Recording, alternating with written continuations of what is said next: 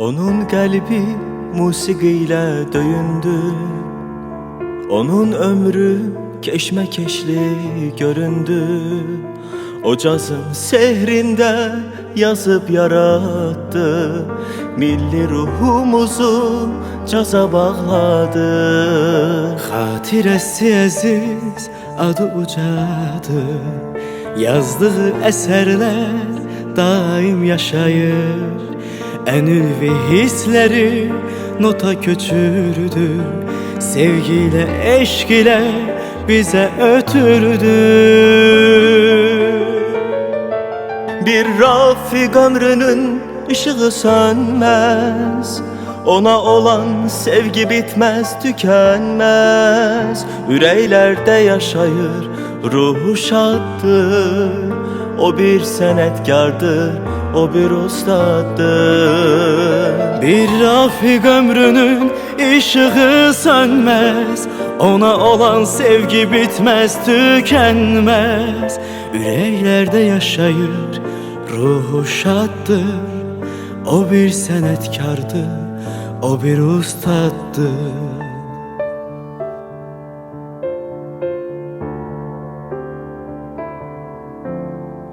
Musiqi qidadır ruha, yüreğe.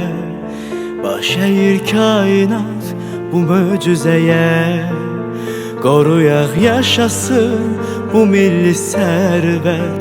Hər notla yol açaq parlaq zəfərə. Xatirəsi əziz, adı ucadır.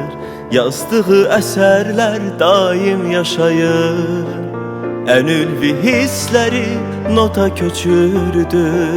Sevgiyle, eşk ile bize ötürdü. Bir Rafik ömrünün ışığı sönmez.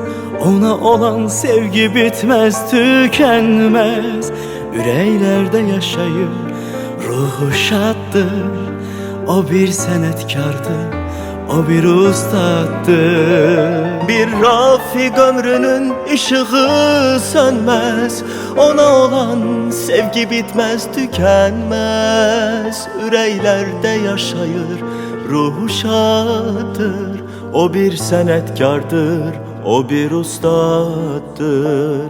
O bir senetkardır, o bir ustadır. O bir senetkardır, o bir ustattır.